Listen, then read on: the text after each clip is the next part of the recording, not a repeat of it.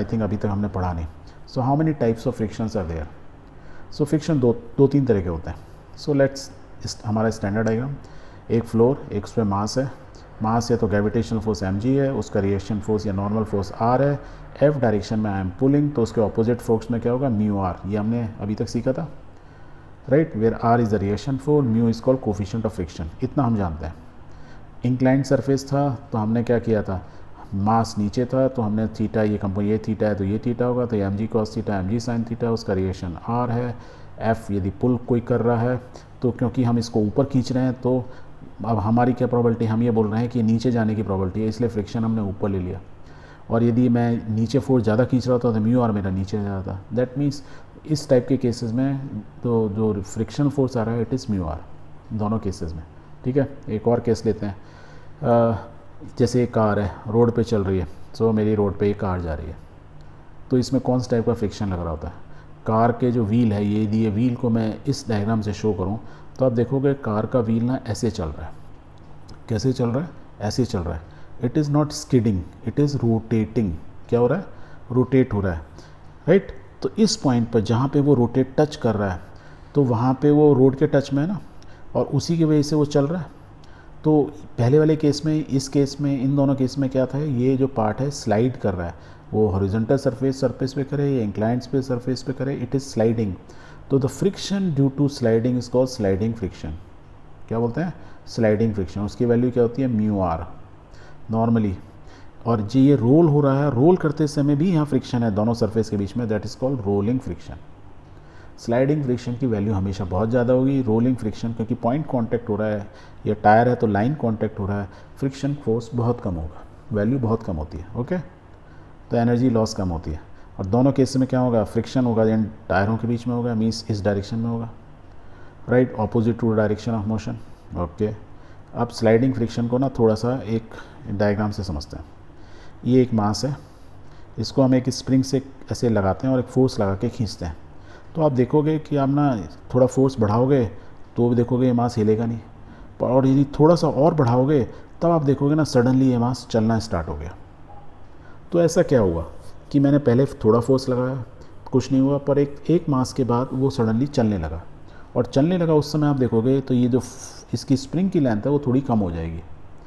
That means कुछ ना कुछ तो हुआ। इस सरफेस को यदि ध्यान से देखें, मीन्स ये जो मास और जो फ्लोर है, इस सरफेस के कॉन्टैक्ट एरिया को देखो तो एक्चुअल में वो कुछ इस तरीके का होता है।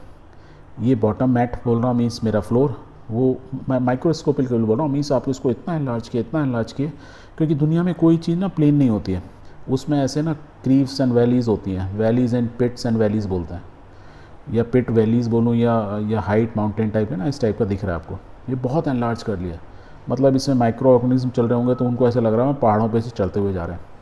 जैसे ऐसे बोले हैं कि अर्थ को आप वहाँ से देखो, मून से खड़े होकर देखोगे, आपको हिमालय नहीं दिखेगा, सब प्लेन प्लेन दिखेगा, तो आपको लगेगा अर्थ बिल्कुल प्लेन है, पर एक्चुअल में नहीं है।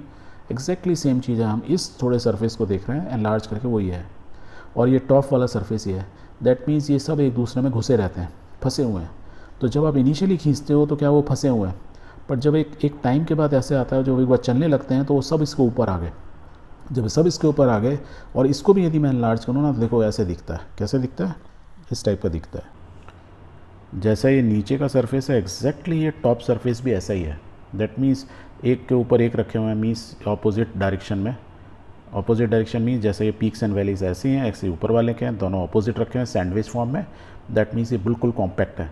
अब इसको यदि मूव इनिशियली करना चाहोगे तो बहुत डिफिकल्ट होगा, क्योंकि एक दूसरे में फंसे होंगे, बट एक बार जब वो निकल जाएंगे तब वो ना चलना, अब उनको एक दूसरे में फंसने का मौका ही नहीं मिल रहा है। दैट इज़ वाई द हमने क्या देखा था कि जब हमारी एक बार स्पीड पकड़ ली तो फिर वो स्पीड पकड़े रही, और उस समय हमारा हल्का सा फोर्स कम हुआ था। तो इसलिए बोलते हैं ना फ्रिक्शन फोर्स दो तरह के होते हैं, one is called the static friction FS, जब रुकी हुई कंडीशन में था, और एक बोलते हैं काइनेटिक फ्रिक्शन, दैट मीन्स चलती हुई कंडीशन में। तो चलती हुई कंडीशन में पीक्स एंड वैलीज एक दूसरे में घुस ही नहीं पाती हैं, right. As a result the friction जो होता है उस समय कम होता है। तो static friction is always greater than the kinetic friction. अब स्टैटिक फ्रिक्शन है तो उसका जो कोफिशिएंट ऑफ फ्रिक्शन, जैसे यहाँ पे ऊपर हम देख रहे थे, mu R, R is reaction force, mu is the coefficient of friction, that means friction is mu R. अब ये क्या है, रुका हुई चीज़ थी, तो हम क्या बोलते हैं इसको, स्टैटिक फ्रिक्शन। तो F S is equal to mu R, तो उसमें म्यू की वैल्यू ना क्या लिख देते हैं, म्यू एस से लिखते हैं। तो mu S R, mu S is the coefficient of friction during static condition. पर डे टू डे में आप ना जस्ट नॉर्मली म्यू आर से ही आपका काम चल जाएगा, but still it is coefficient of friction into the reaction force. Kinetic friction में क्या हो जाएगा, कोफिशिएंट ऑफ फ्रिक्शन काइनेटिक हो जाएगा, रिएक्शन फोर्स तो वही रहेगा, उसमें तो कोई चेंज नहीं हो रहा। ओके पर स्टैटिक फ्रिक्शन की एक प्रॉपर्टी हुई, क्या प्रॉपर्टी हुई कि ये पीक्स एंड वैलीज एक दूसरे में घुसी हुई थी।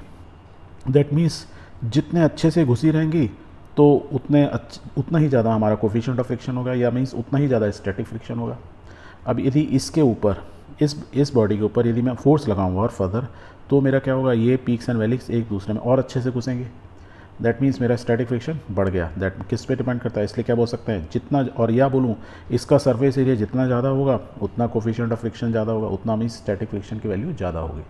तो स्टैटिक फ्रिक्शन किस पे डिपेंड करता है, सरफेस एरिया पे भी डिपेंड करता है, and how much is the reaction force. जितना रिएक्शन फोर्स बढ़ाओगे, क्योंकि डायरेक्टली प्रोपोर्शन है, देखो F S is directly proportion to R, reaction force बढ़ेगा तो मेरा फ्रिक्शन फोर्स बढ़ेगा। Clear? Okay exactly same way में रोलिंग फ्रिक्शन है तो उसका कोफिशिएंट ऑफ फ्रिक्शन क्या बोल देते हैं हम लोग, उसको बोल देते हैं क्या बोलते हैं, म्यू आर।